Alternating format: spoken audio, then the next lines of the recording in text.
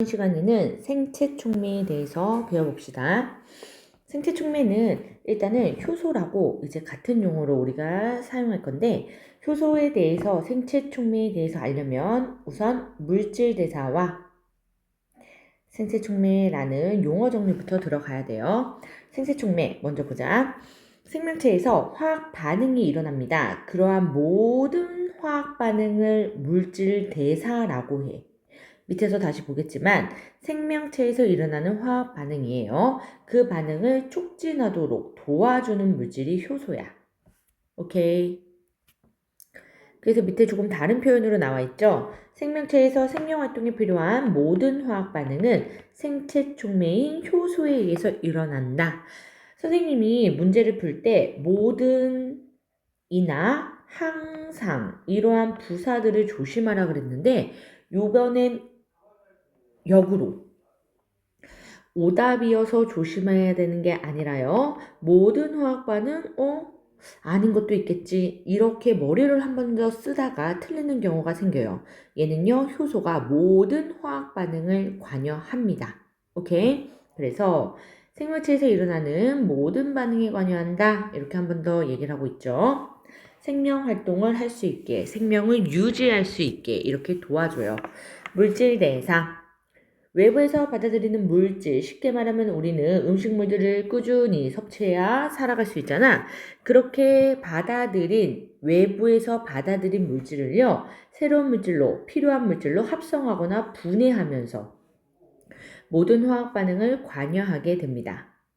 세포는 물질 대사를 통해서 우리 몸의 구성 성분들을 만들고 에너지를 얻어서 또 생명을 유지하게 되고 여러 가지 다양한 생리 작용도 조절하고 이렇게 해서 생명 활동을 해 나가게 돼요. 그러면 어떻게 이렇게 새로운 물질로 합성하거나 분해하느냐? 요거에 대해서 배우는 단원인데 일단은 특징이 있습니다. 물질 대사.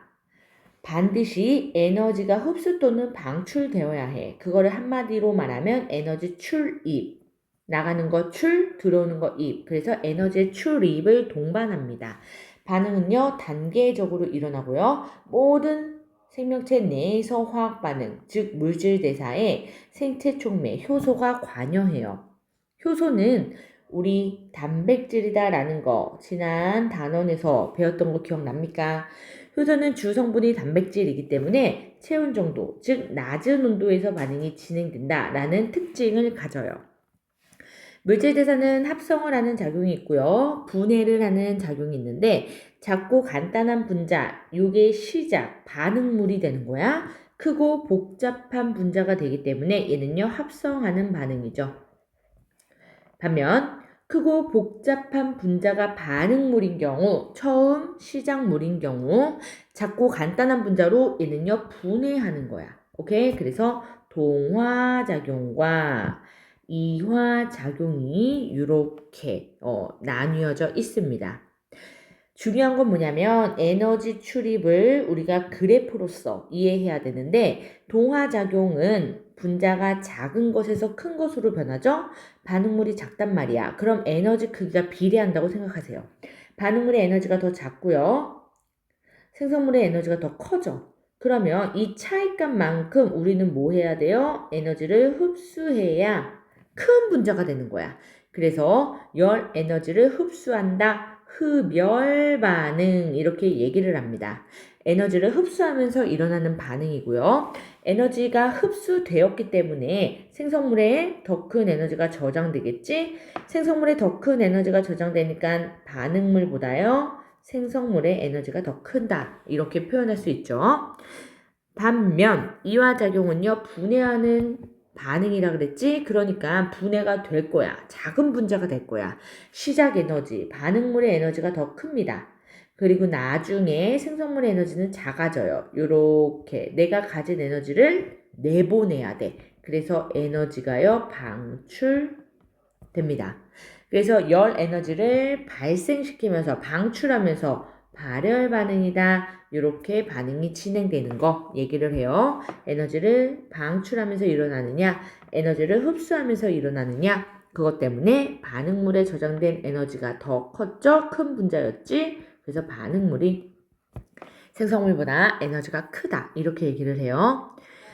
에너지 도표 말고도 또 다른 이러한 그림이 나올 수 있는데 얘들아, 큰 분자냐 작은 분자냐 그 기준을 잡아야 되는데 화살표를 따라가는 요 방향 그리고 화살표를 따라오는 요 방향에서 시작 물질 아미노산이죠. 왼쪽은. 근데 생성물을 봤더니 단백질이야. 더 큰 분자가 됐네. 우리가 폴리펩타이드 만들어가는 그거 기억납니까 얘들아? 아미노산 단위체였고 이렇게 폴리펩타이드가 만들어지는 결합하는 거 탈수축합 반응, 결합하는 거였지? 따라서 위쪽이 큰 분자가 되겠네요. 아래쪽이요, 작은 분자가 되겠네요. 작은 분자가 되고 또 오른쪽 반응까지도 확인을 해봐야 되겠지? 오른쪽 반응물을 봤더니만 여기 포도당이네. 포도당이 단위체잖아요, 선생님. 작은 거잖아요. 항상 분자 크기는 상대적인 거야. 따라서 여기에서 포도당은 결과 이산화탄소가 물이 됐지. 따라서 큰 분자가 됩니다. 오케이? 작은 분자로. 이게 뭐다? 이화작용. 그리고 동화작용이 되겠죠. 작은 게 큰 걸로. 이 모든 걸 누가 도와줍니까? 효소 또는 생체 촉매가 도와주죠. 오케이. 에너지 입장으로 봤더니요. 큰 분자에서 이렇게 방출시켜야 되잖아. 에너지 방출, 발열, 반응이고요. 에너지가 이렇게 들어가서 큰 분자가 되어야 되죠. 그러니까 에너지 얘는요. 흡수, 흡열 반응이 됩니다. 오케이. 이름에서 친절하게 알려주고 있어요. 광합성, 빛을 가지고 합성한다. 단백질을 합성한다. 녹말을 합성한다. 녹말 탄수화물의 다당류였습니다. 그러면은 작은 분자로 쪼개는 거, 세포 후 우리 몸에서 일어나죠. 소화, 마찬가지. 글리코겐의 분해라고 해서 이렇게 분해다 라는 게 이름에서 티가 날 수도 있고 안 날 수도 있지만 우리가 유추할 수 있겠죠. 물질 대상 중에서 세포 호흡과 생명체 밖에서의 화학 반응, 그래서 연소 반응 이 두 가지 비교를 할 건데 얘네들이 비교하는 게 몸 안쪽, 몸 바깥쪽, 일어나는 장소 그거 가지고 우리가 다른 결과가 생기는 걸 볼 거예요. 그러니까 나머지 부분들은 공통적으로 픽스 시켜놔야 돼. 오케이? 따라서 반응물과 여기요. 생성물이 이렇게 지금 같다라는 과정만 달라지고 결과는 같다. 이렇게 시작을 합니다. 그랬을 때요. 포도당을 우리가 연소시키는 걸로 예를 들 거예요. 우리가 탄수화물을 섭취하면 포도당이 존재한단 말이야. 포도당을 생명체 밖에서 외부에서도 태울 수 있습니다. 연소시킬 수 있어요. 반응 온도와 압력은요 상대적으로 낮아요. 왜냐? 온도는 체온 정도고 압력은요 대기압 1기압으로 우리 이렇게 맞춰져 있어. 그런데 생명체 밖에서는요 400도씨 정도 필요하다. 밑에 붙여져 있거든. 요렇게요. 포도당을 연소시킬 때 400도씨 정도나 필요해. 그러니까 매우 높은 온도죠. 상대적으로. 기압은 밖에서 1기압. 당연히 대기압 맞는데요. 기압도 변화시킬 수 있어. 생명체 밖에서는 인위적으로 우리가 기압을 더 가해서 압력을 더 가해서 반응 진행에 영향을 줄 수 있습니다. 오케이. 반응의 단계는요. 지금 보면은 이렇게 계단형처럼 보이지 얘들아? 여러 단계에 걸쳐서 일어난다라는 거고요. 얘는요. 한 단계로 일어난다. 반응 속도는요. 상대적으로 느립니다. 생명체 밖에서는요. 우리 연소 태우는 거 종이나 나무나 이런 것들 실제 태워보거나 장면으로 본 적은 당연히 있을 거야. 얘네들 아주 빠르게 확 타오르죠. 요렇게. 효소가 존재합니다. 효소가 있고요. 효소가 없습니다. 존재하지 않아요. 그래서 얘네들의 반응 속도랑 조금 오개념이 생길 수 있는데 효소가 존재하면 얘들아 동일 반응에서 반응 속도를 증가시켜 주거든. 그러니까 뭐야 왜 느리지? 이렇게 생각할 수 있어. 이건 단순히요 연소와 비교한 겁니다. 오케이? 아직 효소 유무 때문에 빨라진다, 느리다 이 뜻을 얘기한 게 아니에요. 에너지 전환은요. 에너지 전환 우리는 포도당 화학 에너지를 가지고 있죠. 화학 에너지가 실제 생활에 필요한 ATP 얘도 화학 에너지였어. 그래서 화학 에너지랑 열 에너지 이렇게 전환됩니다. 그런데 연소를 하면요. 열과 빛을 내면서 타기 때문에 열 에너지와 빛 에너지 모든 결과들이 달라지죠. 누구 때문이냐면 요 효소의 유무 때문에. 오케이? 그래서 생명체 내에서와 밖에서의 포도당 요소는 다른 과정을 만들어냅니다. 소량의 에너지를 단계적으로 방출하는 또는 흡수하는 것도 있다라는 뜻이고 다량의 에너지를 한 번에 방출하는 이런 상황인데요. 추가적인 거 요거 하나 써놓자. 에너지를 이렇게 조금씩 방출하죠. 여기에 최종 생성물 말고 중간 생성물들이 있어요. 걔네들이 만들어지고 또 반응하고 그때 각각 다른 효소가 관여해. 즉 효소가 있다라는 거로 간단하게 문제에 나올 수도 있지만 각 단계를 도와주는 효소는 모두 다르다. 오케이. 그래서 효소 다양한 종류가 사용된다라는 거야. 오케이. 반응물과 최종 생성물이 같은 화학 반응, 지금 말했죠? 포도당 가지고 우린 예를 들었어요.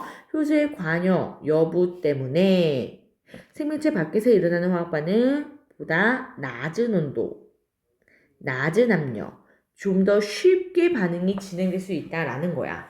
온도가 400도나 필요하지 얘들아. 그렇다는 거는 이거 쉽게 안 일어나. 어렵게 일어나는 반응이야. 이런 뜻이에요. 무슨 반응이 일어날 때 에너지를 많이 요구한다. 그거는 쉽게 일어나지 않는다. 이렇게 생각할 수 있겠죠? 포도당 공기 중에서 연소시키는 온도 매우 높아요. 생명체 내에서 세포 호흡으로도 연소가 됩니다. 그런데 40도 안 넘잖아. 우리 체온이요. 그러니까 엄청난 10배 이상의 차이가 나는 상황이죠. 효소가 도와줬기 때문입니다. 오케이. 그럼 우리는 효소가 어떻게 도와주는지 그 얘기를 좀 자세하게 할 필요가 있어요. 그러면 효소의 작용과 활용해서 효소가 어떻게 작용을 하는지 보자. 화학 반응과 활성화 에너지 이렇게 나와 있죠. 화학 반응을 먼저 이해해야 하는데 반응물 처음 시작할 때의 모습이지. 반응물에서 원자 간 결합이 끊어진 후 다시 새로운 결합을 형성해서 전혀 다른 물질이 되는 게 화학 반응이에요. 예를 들면 수소가 있고 산소가 있죠. 얘네가 물이 만들어질 때 이렇게 계수비까지 맞춰주면 수소에서 있었던 결합, 산소에서 있었던 결합을 수소는 지금 두 개의 분자가 있으니까 이렇게 끊어내고 각각을 끊어낸 다음 수소와 산소의 결합으로 이렇게 형성을 시켜줘야 돼. 그렇기 때문에 반드시 결합을 끊어낼 때 에너지가 필요하고요. 결합을 형성할 때도 에너지가 필요합니다. 즉 어떠한 반응이든 선생님이 이렇게 예를 든 거지만 반응을 할 때 최소한의 에너지가 필요하거든요. 액티베이션 에너지라고 해서요. 그거를 우리가 활성화 에너지다. 반응이 활성되기 시작하는 시작 에너지다. 이렇게 생각하시면 돼요. 그래서 화학 반응이 일어날 때는 최소한의 에너지가 필요하고 그거보다 더 많은 에너지가 있을 때는 당연히 일어나고 최소한의 에너지, 이 활성화 에너지보다 더 적은 에너지가 있을 때는 반응이 일어날 수가 없어. 요거를 우리가 그래프로도 이제 확인을 할 겁니다. 그래프에서 동화작용 또는 이화작용에서 모두 다 활성화 에너지는 당연히 존재하고요.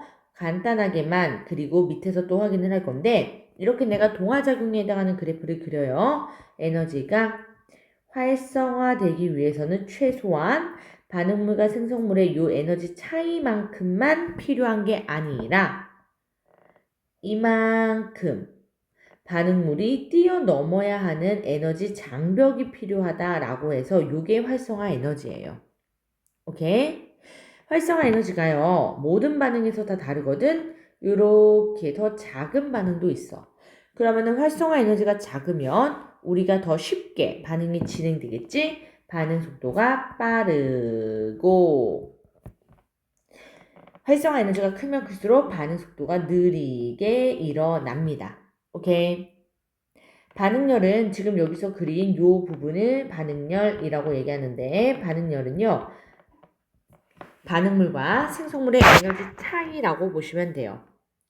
촉매는 활성화 에너지를 조절해 줄 거거든요. 하지만 절대로 반응열은 건드릴 수가 없습니다. 그래서 중요한 말, 촉매를 사용하더라도 변하지 않는다 라는 건 반응물과 생성물이 변해야지만 변해. 왜냐면 얘네들이 가진 에너지가 모두 다르기 때문이에요. 오케이? 촉매랑은 전혀 상관이 없습니다. 반응열은요. 촉매와 반응 속도 이렇게 나와 있죠? 일단은 촉매 이렇게 얘기하면은 전체 화학 반응을 말하는 거야. 생체 촉매 이렇게 얘기하면요. 우리가 물질 대사에 관여한다 라고 했고요. 생명체 내에서의 화학 반응. 화학 반응에 관여하면서 반응 속도만을 얘가 조절해 줍니다. 증가시키는 게 있고요. 감소시키는 게 있는데 감소시키는 거는 우린 잘 몰라도 돼. 그래서 얘네들 촉매와 반응 속도라고 하는 거는 활성화 에너지를 높이거나 낮춰주는 거고 화학의 반응 속도를 변화시켜주지 절대로 반응열을 변화시켜주지 않아요. 그리고 중요한 말. 자신은 그 전후에 절대로 안 변합니다. 그래서 효소 촉매는 반응 전후에 변하지 않고 그대로 남아있기 때문에 뒤에서 배울 걸 잠깐 먼저 스포하면 얘들아 재사용이 가능해져. 이게 아주 중요한 효소의 특징, 촉매의 특징이 돼요. 반응 속도를 빠르게 도와주면요 정촉매, 반응 속도를 느리게 도와주면 부촉매. 근데 부촉매는 우리가 몰라도 된다라는 거야. 생체 촉매로 넘어옵니다. 생체 촉매, 효소라고도 하죠. 생명체 내에서 합성되어서, 왜냐면 우린 단백질이거든, 얘가요. 물질대사에서 일어나는, 요 물질대사가 일어나는 반응 속도를 빠르게 하는 물질이다. 우리가 빠르게만 이제 볼 겁니다. 효소의 기능은요, 반응 속도를 빠르게 할 거라서 활성화 에너지를 감소시킬 거야. 아까 말했지? 활성화 에너지가 작으면 반응 속도가 빠르다. 그러니까 원래 상태의 활성화 에너지에서 감소시켜주는, 도와주는 역할을 효소가 해줍니다. 물질 대사의 반응 속도를 그래서 증가시켜줘요. 반응열은 강조했었지. 효소의 유무에 관계없이요. 일정함. 오케이. 그래프 보고 동화작용인지 이화작용인지 우리가 잘 판단해야 됩니다. 얘는요. 생성물의 에너지가 더 크네요. 에너지 그래프지. 그래서 얘는 동화작용. 흡, 열, 반응. 얘는요. 생성물의 에너지가 더 작죠? 쪼갠 거야. 이화작용. 발열, 반응. 오케이? 활성화 에너지를요. 요렇게 낮춰줬어요. 누가? 효소가. 따라서 효소가 없을 때의 활성화 에너지를 표현한 말이고 활성화 에너지는 누가 뛰어넘어야 하는 에너지 장벽이냐면 반응물이에요. 오케이? 따라서 이 반응물 기준으로 이렇게 뛰어넘어야 하는 장벽, 에너지 전체를 뜻하는 거야. 낮춰진 요 활성화 에너지 작아진 거는 누구 때문에? 효소가 존재하기 때문에. 그래서 효소가 있을 때의 활성화 에너지다. 이렇게 얘기를 합니다. 이화작용에서도 마찬가지. 기준은 누구? 반응물. 반응물이 뛰어넘어야 하는 에너지 장벽이기 때문에 요만큼이 활성화 에너지인데 효소 없을 때의 활성화 에너지네요. 왜냐면 효소는 활성화 에너지를 이렇게 낮춰줘서 더 빠르게 반응이 진행되도록 이렇게 도와줄 거거든. 따라서 효소 있을 때의 활성화 에너지고요. 오케이. 보면 알겠지만 반응열은 반응물과 생성물의 에너지 차이로서 효소가 절대로 못 건드립니다. 됐습니까? 그럼 우리 답을 맞추기 전에 여러분들이 꼭 먼저 확인해야 돼요. 효소가 있을 때의 활성화 에너지냐? 없을 때의 활성화 에너지냐? 이거 계속 물어볼 거거든. 빠르게 찾아봅시다. 찾아봤습니까? 효소가 있을 때니까 활성화 에너지를 기존보다 낮춰준 거죠. 그래서 얘는 뭐다? 원래 활성화 에너지 반응물 기준으로 요 넘어야 한 장벽 D인데 우리는 효소가 요만큼 낮춰줬네요. 그래서 E가 되겠죠.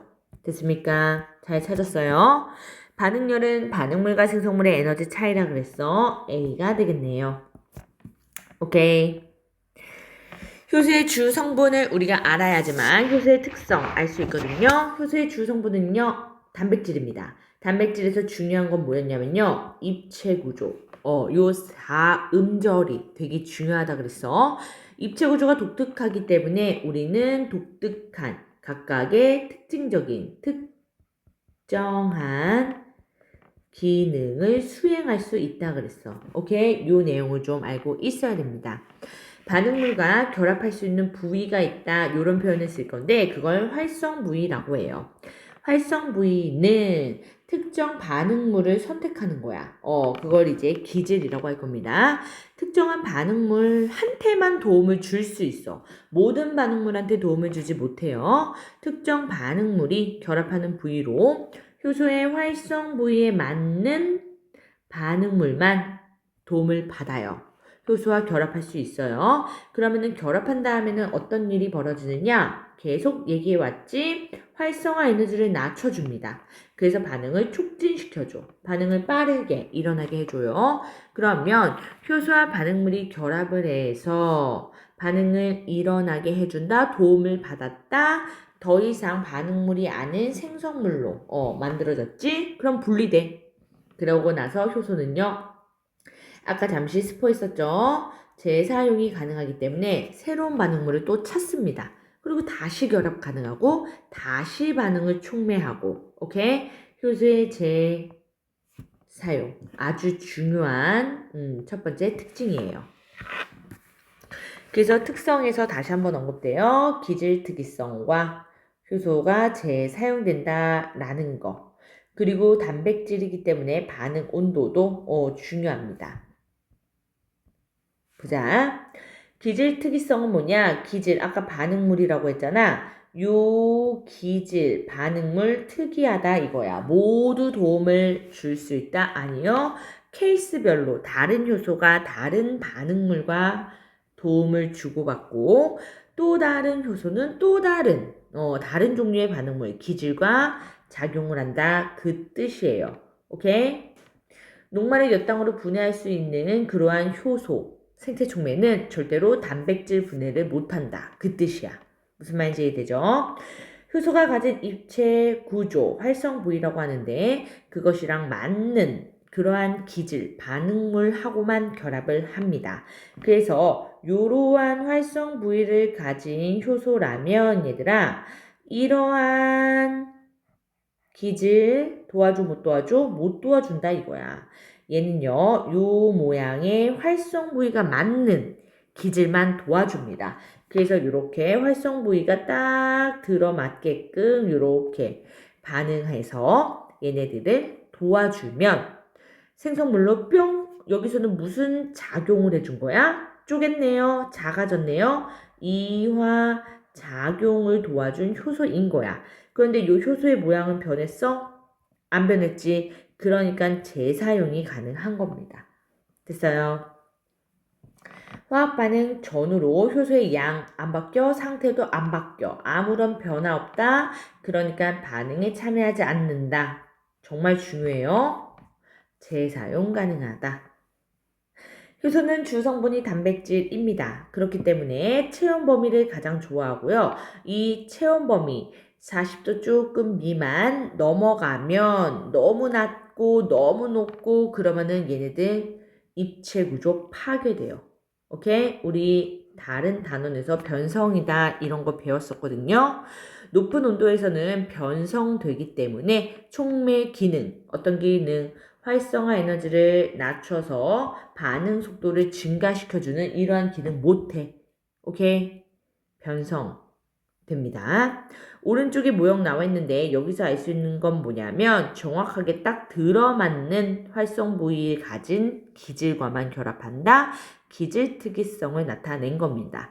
사실상 여기서 요 오른쪽 그림에서는 재사용에 대한 거는 잘 알기가 어려워. 오케이? 왼쪽 그림에서 재사용 플러스 기질특이성까지 정확하게 판단할 수 있어요. 우리 몸속에서 효소의 종류는요, 아주 많아요. 2,700여 가지나 있어. 하지만 각각 효소 양은요, 많지 않대요. 적은 양으로도 우리 몸이 돌아갈 수 있다. 생명활동할 수 있다. 왜냐하면 2,700여 종류가 필요한 건 왜? 기질특이성 때문에. 그런데 적은 양만으로도 할 수 있다. 왜? 재사용 가능하기 때문에. 오케이. 효소의 양은 많지 않다. 요 얘기입니다. 넘어가 보면 온도 말고도요. 뭐가 효소 작용에 영향을 주냐면요. pH, 산도라고도 합니다. 펩신은 pH 2에서 활발하게 아주 짤 반응해서 반응 속도 최대죠. 하지만 아밀레이스와 트립신 얘네들은요. 7 플러스 마이너스 즉 이러한 상황에서 반응을 잘한단 말이야. 2에는 반응을 1도 못해. 아예 라인조차 없죠. 오케이? 최적 온도가 있고요. 최적 pH가 있다. 그 뜻이에요. 됐습니까? 최적 온도에 도달하기 이전에 봤더니 이렇게 계속 반응 속도가 상승하더라 라는 거야. 그런데 더 올려줘서 더 상승할 줄 알았더니만 뚝 떨어졌지? 그래서 구간별 이유를 물어봅니다. 효소와 반응물의 운동이 활발해집니다. 운동 에너지가 증가해서 결합하는 속도 빨라져. 결합하는 빈도가 많아져. 그래서 반응 속도가 증가했던 건데요. 최적 온도 40도 조금 미만, 30도 후반, 체온 정도에 도달하면 그 다음에 온도 증가는 오히려 나쁜 영향을 미친다라는 거야. 속도가 급감했지? 왜냐? 단백질의 변성. 다른 말로 오른쪽에 선생님 다른 표현 써놨어. 입체 구조가 변한다. 오케이? 온도와 pH만 다를 뿐, 요인이 다를 뿐 똑같이 이유는 같습니다. 최적 반응 속도를 나타내는 이유와 반응 속도가 나타나지 않는 이유. 됐습니까? 효소 반응에서 반응물의 농도를 계속 증가시켜주고 있는 상황이야. 그래프 XY축 잘 보셔야죠. 그랬는데 초기 반응 속도가 증가하다가 계속이 아니라 정체하는 구간이 생기죠. 왜 이런 정체 구간이 생기느냐라는 거야. 반응물이니까 아까 말한 기질 계속 투입시켜주는데 여기서는 이제 뭐가 없다? 일할 수 있는 일꾼들 효소가 모두 반응하고 있다. 포화 상태다. 이렇게 표현을 합니다. 효소가 작업을 도와줘야 되는데 지금 현재 모두 작업하고 있는 중이다. 그 뜻이야. 효소가 없다 이게 아니라 작업을 도와줄 효소가 없는 거예요. 무슨 말인지 이해됩니까? 그래서 초반에는요. 반응물의 농도에 단순하게 비례하는데 결합하는 빈도가 이렇게 높아지는데 반응물 농도가 증가해도요. 초기 반응 속도가 일정하다. 왜 그럽니까? 모든 요소가 반응물과 결합했다. 일하는 중이다. 라는 거예요. 오케이? 효소가 예를 들어서 10개 있어. 10개의 효소가 존재하는 상황에서 반응물이 1에서 10까지, 10개까지는 모든 효소의 도움을 동시에 받을 수 있다라는 뜻이야. 하지만 반응물이 더 첨가돼서 30개, 40개, 50개 있다 치자. 얘네 동시에 진행 안 되죠. 못하죠. 10개씩, 그 다음 10개, 그 다음 10개. 이렇게 반응물도 기다려야 하는 상황이 생기는 거야. 그러면 속도 정체 구간이 생긴다라는 거지. 어떻게 되면 속도가 증가합니까? 효소를 더 넣어주면 속도 증가될 수 있겠죠. 됐어요? 선생님, 효소를 더 넣어준다고요? 효소는 생명체 내에서 도와주는 건데요. 그런데 장점이 너무 많아서 얘들아, 효소를요, 밖으로 추출해서 생명체 내에서도 당연히 쓰고 생명체 밖에서도 사용합니다. 그래서 보기 조심해야 돼. 우리가 효소는 생체 촉매라고 했고 물질 대사를 돕는다라고 했기 때문에 생명체 내에서의 화학 반응만 돕는다. 아니에요. 생명체 밖에서도 우리가 추출해서 사용할 수 있습니다. 여러분들 식혜 먹어본 적 있죠? 식혜 모두 다 효소 사용해서 만든 거야. 오케이? 그러한 예시들이 다양하게 나와 있는데 전부 다 읽진 않을 거고요. 많이 틀리는 포인트 그런 것만 볼 겁니다. 일단은요. 여러 가지 우리 몸에서 작용을 해주고 밖에서도 작용을 하는데요. 얘는 암모니아가 생기면 독성이 강해서 우리 몸에서 요소로 바꿔줍니다. 오케이? 그래서 요소 합성 효소. 합성한데요. 동화 작용이죠. 이런 것들 한번 보시고 나머지도 다 봐야 돼. 알코올을 분해해 줍니다. 알코올 봤더니 탄소와 산소, 수소 이렇게 있지? 이산화탄소가 물로 이렇게 분해를 시켜주는 역할. 얘는 분해니까 이화작용이겠네요. 많이 나오는 게 또 뭐냐면 연육제. 얘들아, 고기를 연하게 해주는 거야. 그러려면요, 우리가 과일을 같이 갈아서 음식에 넣는데 그건 단백질 분해 효소가 있기 때문인데요. 이걸 탄수화물 분해 효소 이런 식으로 많이 받거나 제발 좀 낚이지 마세요. 고기에는 단백질 성분. 오케이.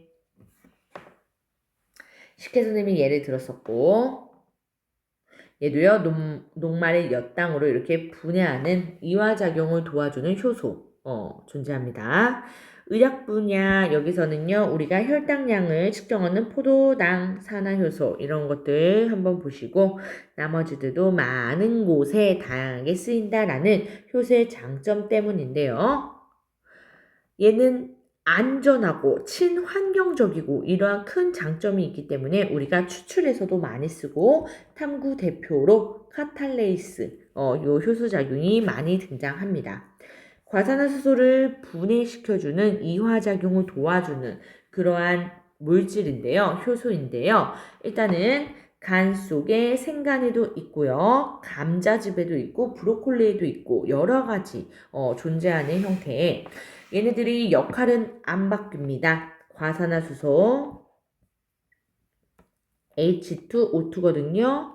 H2O2 요 과산화수소를요. 물과 산소로 이렇게 바꿔줘요. 분해시켜줘. 그러다 보니까 기체가 나왔네. 선생님 계속 얘기해요. 기체 확인법. A 기체가 발생한다. 얘는 어떻게 확인하니? 계속 물어본다 그랬죠? 산소니까 일단은 꺼져가는 불씨 다시 타오르게 한다. 오케이? 두 번째 수소라면 퍽 소리를 내면서 타버린다. 세 번째 이산화탄소라면 석회수 뿌옇게 만든다.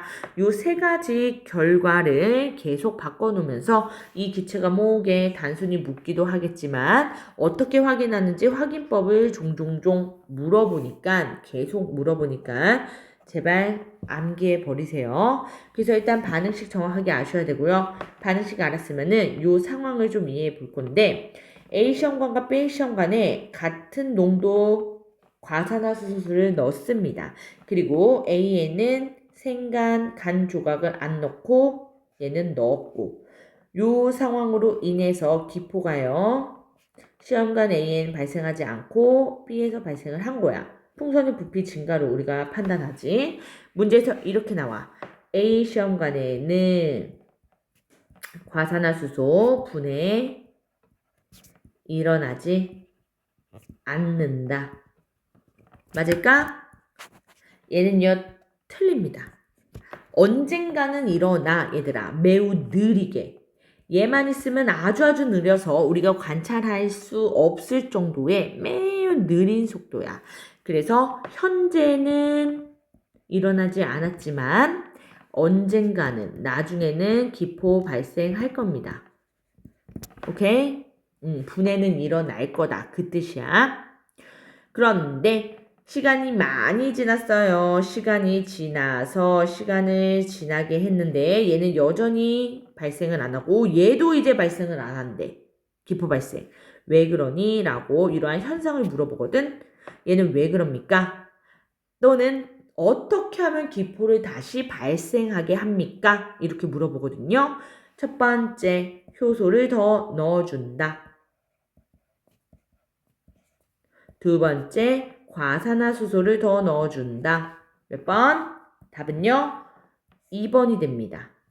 과산화수소를 더 넣어줘야 다시 산소기체가 발생하는 요 상황이 되는 거야.